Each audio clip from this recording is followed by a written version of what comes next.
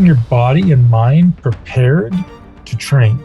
Get your body and mind prepared to work out. And so people often frame preparedness for exercise around warming up, right?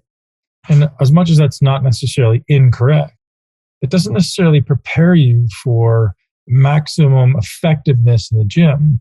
So one of the things I want to kind of bring to everyone's awareness today is this kind of like systems approach to how we would actually prepare our body to perform at its highest and best, right? So I wouldn't go from my couch and get under a 600-pound squat and expect to be at my highest and best. I wouldn't expect peak performance.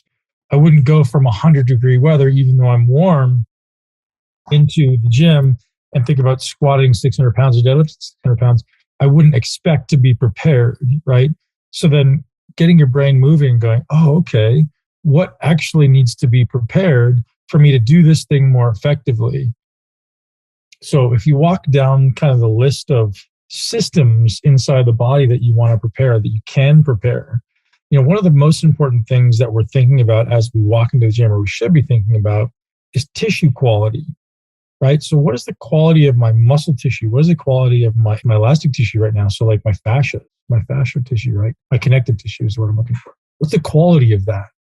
Now, what does quality mean, right? So fascia, for you guys that are new to this stuff, fascia is kind of the sheath that envelops the muscle on the outside of the muscle. And it kind of gives the muscle its shape and its structure. And it actually has the tensile strength of steel. You can actually pull a 18-wheel truck with fascia. It's very, very strong. So people think that stretching fascia is a thing, and that's been disproven. It's literally the strength of steel. You can definitely cause fascia to deform and reform, but as far as stretching, this seems very, very unlikely. But we want to prepare these systems and make sure the systems are ready to do what we want them to do. If you've ever seen fascia under a microscope, it literally looks like an interwoven network of water, like water-filled tubes. So it's like this intertwined network of tubes of water. And so hydration is a really big deal when it comes to making sure your body's actually pliable and doing what it wants to do. And hydration isn't just about water. It's also about minerals. It's also about electrolytes. But one of the first things that I suggest everyone do to ensure you have a good workout, irrespective of the time of the day you're going to train, I suggest you overhydrate before you train, right? And again, that's subjective, but so most of my clients, or certainly myself, if I'm expecting to have a great workout, it's between 1.5 to 2 liters of water before I train. Now, some people say that may be too much, and possibly, but I want to make sure that I'm hydrated, and I'm going to throw in some electrolytes with that. So I'm going to make sure that I have some sodium. I make sure I have a little bit of potassium, maybe a little magnesium, to make sure my body is utilizing that water. So water is super important inside the muscle cell. Water is super important inside the fascia. So it's really, really important inside the joints. We want to make sure we're super hydrated, as well as increasing blood volume, right? Why do we want to increase blood volume? Well, we like pumps, right? So if we want to increase effectiveness of training, just go through in your head, what systems in my body do I want to upregulate, right? We take a systems approach. So in this case, everyone should be starting their pre-workout ritual with 1 to 2 liters of water, a little bit of electrolytes, and depending on anything else, maybe, right? We could look at some essential amino acids. So what is the benefit of essential amino acids pre-training? From my perspective, people will say, well, it's anti-catabolic. That's true. But my bigger concern is what metabolic process is actually being downregulated because of the absence of some amino acid, right? So every process, every new DNA strand that's transcribed in your body requires essential amino acids. So if something's not happening properly because there's an absence of some amino acid, it doesn't happen. So let's add that to the pre-workout ritual.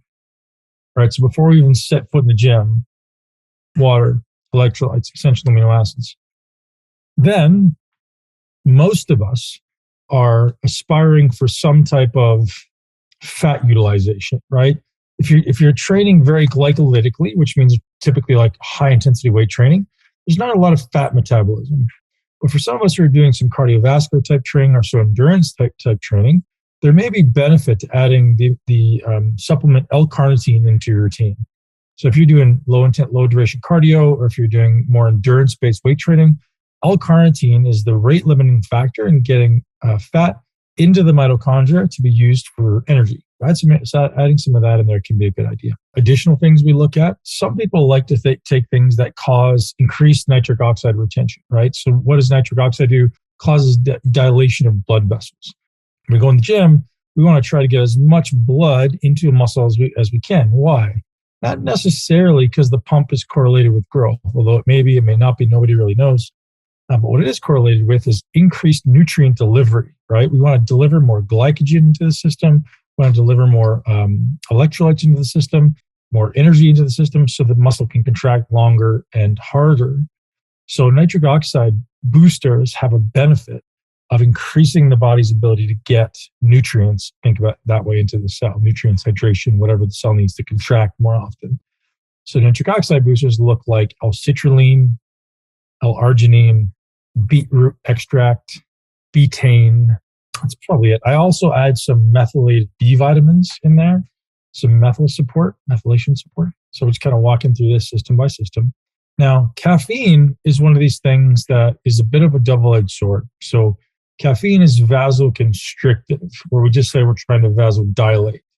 So we want to be a little cautious and considerate with caffeine. Caffeine can be very useful if you want to increase neurological output, if you want to increase strength, but it does take away from the body's ability to deliver nutrients to the muscle. So sometimes it's a trade-off. Sometimes it's a last minute decision.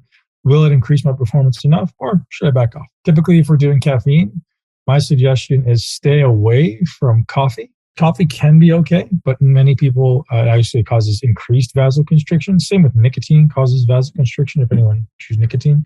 So the typical source of caffeine that I suggest is actually from yerba mate. Yerba mate also has additional benefits as far as improving glucose utilization. So if you are taking carbohydrates during or post-workout, yerba mate can add to that additional benefit. Creatine can be taken pre or post-workout. It doesn't seem to matter all that much in the research. Most people say take post. But to be honest, I think it's probably a negligible difference. It's certainly not going to make a difference if you take it pre-workout. It's not going to make a difference in this workout. We know that. But it is going to help your body to replenish your creatine phosphate stores post-workout. Creatine phosphate is an energy store. It's an energy system. So we want to make sure we're supporting that. I guess we could also say doing things to, which we talked about I think last week, doing things to increase your brain's ability to focus and perform. We could look at doing some things to support dopamine. There's really only 3 supplements I suggest, basically for your brain pre-workout. Simple, right? So we do a little bit of L-tyrosine, a little bit of N-acetyl L-carnitine, which is different than L-carnitine. N-acetyl L-carnitine is different. And so tyrosine, carnitine, and alpha-GPC. Those are 3 things I suggest to most people. Simple, effective. So stimulating without generating an anxious response. Now, there's this wide array of nootropics that you could take. My suggestion is don't do it. I mean, occasionally they can be okay, but they can also have negative effects on the backside. Not literally on the backside, but like on the subsequent days. Okay, so that's when we talk about what to do before you get to the gym. That's it. Now, I should also mention that I don't usually advocate carbohydrates pre-workout. I don't usually advocate carbohydrates in the first 20 minutes of a workout, but we can advocate carbohydrates beyond that. So 20, 30 minutes into the workout, you can start. I usually suggest putting in carbohydrates. There's a reason behind that. Carbohydrates, I may have talked about it last week. Carbohydrates tend to be very sedating, right? They increase serotonin. They tend to make you relax and feel great. So we want to not allow that to happen. We want to feel drive. We want to feel motivated, and dopamine is the cause of that. So sometimes driving carbohydrates up can really make us feel calm and sedated. We don't want to do that, at least till a little bit later in the workout. Today's podcast is brought to you by our friends over at Bioptimizers, an incredibly long-time sponsor of this podcast, because they have amazing products that you continue to buy because they work. I think every one of my clients is certainly on mass Zymes. I take that consistently every day. I like to take a lot. I like to take 5 in the morning on an empty stomach and then 3 to 4 with each of my high protein containing meals.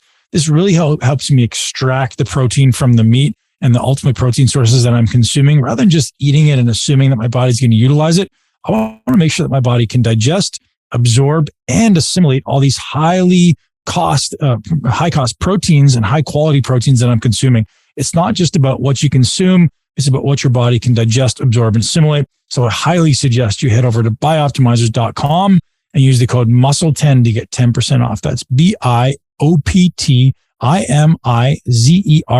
bioptimizers.com. Use the code MUSCLE10. They've also got an incredible suite of incredible products, from P3OM to support digestion, K-PEX to support people on a ketogenic diet. And you guys all know my incredible, how much of an incredible fan I am of their product, Magnesium Breakthrough, which is 7 different magnesium chelates. And they're also expanding their line consistently every year with research and doing incredible products. You guys get hooked up with 10% off all of their products. Head over to bioptimizers.com and use the code MUSCLE10. I'm very blessed to be able to engage with and work with a lot of very, very high level athletes. And people who are elite athletes, call it Olympic athletes, pro athletes, their nervous systems are so well tuned. Their nervous systems are exceptional. They're world class. They're obviously the best in the world.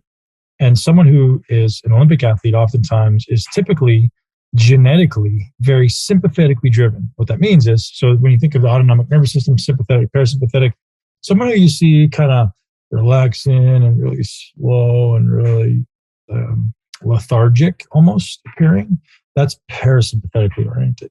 Someone who's sympathetically oriented tends to be a little bit faster, a little bit, really, really speed oriented, explosive in nature, tends to be a type A personality, go, hard time slowing them down, really easy time speeding them up, right? And this is a continuum. So if you think of someone who's really sympathetic in nature, high type A personality, goes really, really fast, doesn't take a lot to prepare for workout. They're just always ready to go, right? They can walk into the gym, boom, they're ready to go. Someone on the other end of that, someone who's parasympathetic, they need 20, 30 minutes to warm up. It takes a little bit long to get going. Once they get going, they're going, but they're more like the freight train, right? It takes a little longer. The sympathetic is more like the speed train.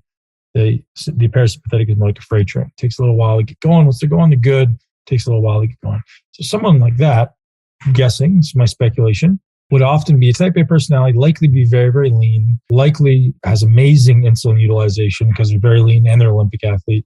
So their body will use whatever they put in, right? Their body, they can put any type of fuel in. Their body uses it well. Like a Michael Phelps kind of guy, he can eat whatever the hell he wants because he's so lean, he's doing so much work. Someone on the other end whose body composition isn't quite perfect, maybe their inflammation's a little bit elevated, maybe their insulin sensitivity's not good, have that little bit of carbohydrate, and all of a sudden they want to have a nap, right? That's kind of how you get opposing prescriptions or opposing approaches pre-workout. Sometimes with those guys, and to be honest, I was like this during my career. I would usually consume some type of carbohydrate before my workout, even though I'm saying not to, because I tended to get too stimulated. Like, you guys know this about me, but I wouldn't ever, everyone's like, listen to heavy metal when you train. I would usually listen to classical music.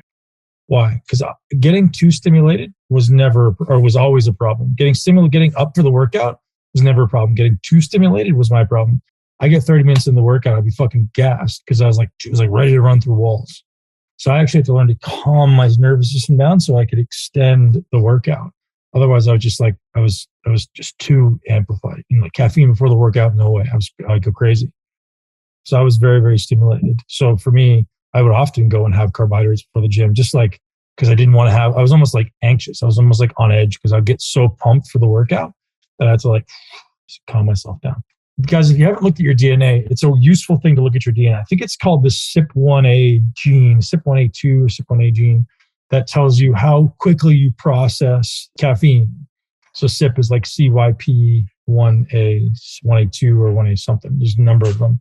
How quickly you process caffeine. So personally, I process caffeine very quickly. So I can drink caffeine a little bit later in the day and I'm going to sleep pretty well. Some people are very slow caffeine processors, which means if they have caffeine at 10 a.m., it's going to keep them awake at night. Or even if you don't realize, it still keeps you awake. So there's a lot of genetic variances. Again, I personally don't think caffeine is necessarily a bad thing. Certainly, I think coffee has utility, but again, within reason, right? If you're someone who's always stressed out, if you need caffeine to wake up in the morning, it's always this acid test of, do you need it or do you like it? If you need it, it's a big problem. If you like it, wonderful, go enjoy it. We'll move on to preparing your body, right? So preparing your body has multiple levels. And the reason I started in the beginning talking about tissue quality and tissue's ability to move is because obviously the way your tissue moves, the kind of sliding of the myofibrils matters, and the sliding of the fascia matters. Sometimes the fascia gets adhesions. And that's so when people talk about fascial adhesions, as far as my level of knowledge, and guys, you guys can feel away on this, fascial adhesions is not a physical thing. It's a chemical thing typically, right? Maybe it is a physical thing sometimes, but chemical thing basically means if your tissues are well hydrated and you have enough electrolytes and you have enough minerals, the fascia glides. The fascia glides really well. It's this like viscous rolling over itself. And if it's dehydrated and lacking the minerals, then it tends to get stuck. So the body kind of feels rigid, feels tight, and feels inflamed. So first and foremost, before you get in the gym, make sure you're taking care of your tissue quality. It means collagen at sometimes as well. But when you get in the gym, the first thing you got to look at is, do I have the range of motion necessary to train this muscle? Do I have the requisite range of motion? So for example, how many people do you see that want to build their pecs, but they walk like this? And when you ask them to kind of get their arm, they can't extend their arm back this way, right? Well, you're never going to build your pecs. So for you, training or preparing for exercise may be, well, I need to improve my mobility at my shoulder, my mobility at my spine, or my scapula, right? So the first thing always is, do I have the requisite mobility? A good example is hips. How many of you guys have tight hips, tight hamstrings? Well, I guarantee your ability to build your legs is significantly impeded if you don't have adequate mobility at your hamstrings and your glutes and your adductors, your hip flexors, right? You have to make sure those things are able to move. So the first thing you're going to do when you get in the gym, well, and this is not necessarily stretching, but this is like some mobility stuff, mobility/activation. Typically, the best way to get your body moving well is to get it moving well, right? Like actually start moving through the ranges that you're going to want to rehearse in the training session. So what does a warm-up look like? Well, if I want to train my hips, first thing I want to start doing is like exploring, like, hey, what does my hip look like? This is obviously an example of my hip. Like I want to kind of paint the inside of that joint. Like, what does that look like? Can I do some hip circles, right? Can I do some one-legged stuff? What can I actually do adequately without discomfort? If I can't squat or lunge with my own body weight, what sense does it have adding more weight on top? Right? You guys should all be the master of your body with body weight. Master. If you're not a master of body weight, what the hell are you doing adding weight on top of it? Right? If you can't breathe, if you can't walk, if you can't squat, if you can't lunge, everything on top of that is dysfunctional. So think it through before you just go, hey, I'm going to go add a bunch of more weight on it. This is a huge mistake everyone in the world's making. Right? They're going, I'm going to go work hard. You can't work hard. It's like trying to drive your car faster when you got one wheel turned sideways. Like you got to fix the alignment first, right? We got to make sure your alignment's on right. Then we got to give you precision steering. Then we can give you a bigger engine. So think that through. Don't just go ahead and go harder and go faster. Fix your stuff first. So spend a good 10 to 15 minutes improving the way you move pre-training. It doesn't necessarily just mean stretching. That means exploring the ranges that you have to control during the workout and making sure you have the prerequisite strength to do that. Now remember, here's how we do this. First, we challenge time. Then we challenge distance.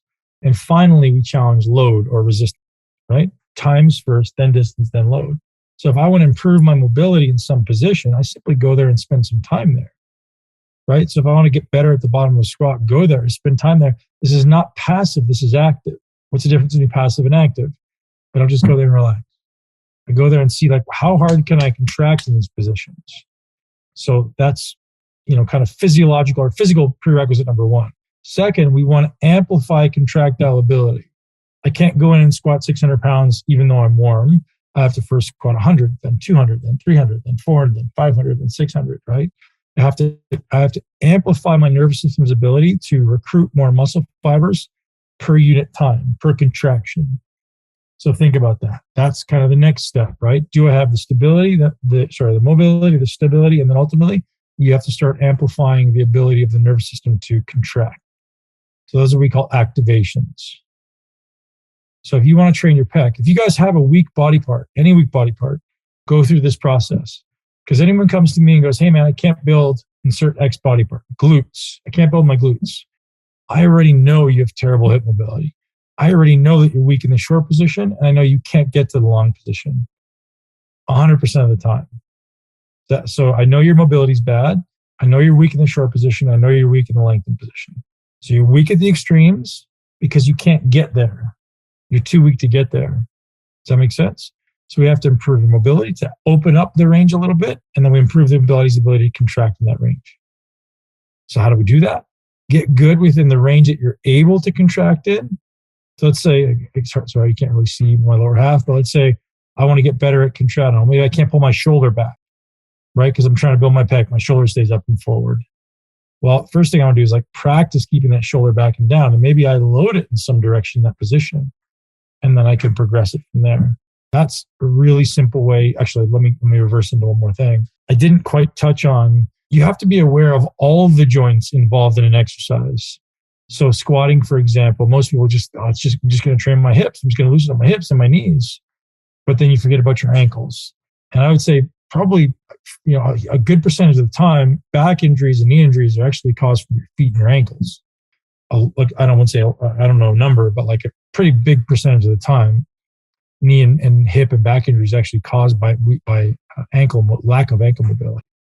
So always consider all of the joints involved in your exercise. Now, one final thing. All movement, all human movement initiates at the spine, right? So everything happens from the inside out. So we want to make sure that the trunk and spine first has mobility, the ability to move, and the ability to not move. So we want to create fluidity and be able to move through ranges and make sure it's even on both sides.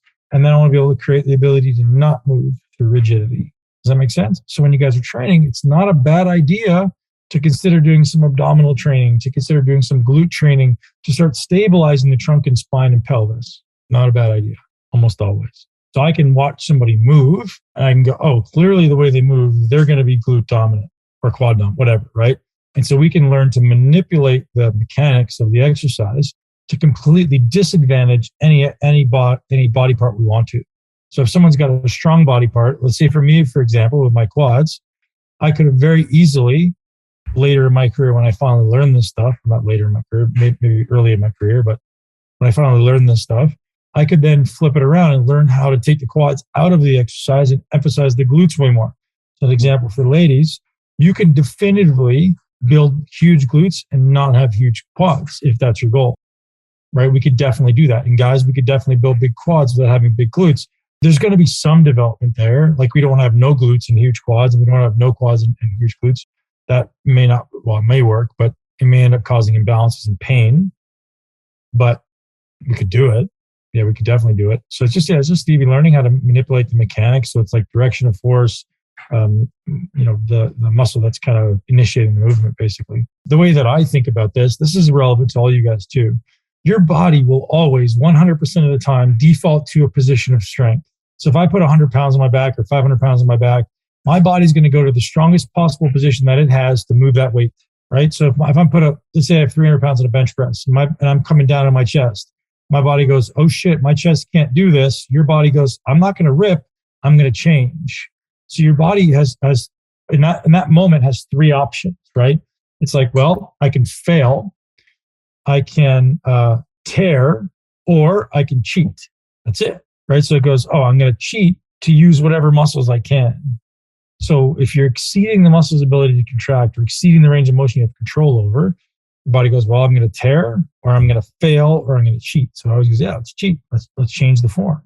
So you have to go, I don't want to change the form. I have to stay where I want to do this and maybe decrease the load and actually use the muscle correctly. So the simple way to think about it.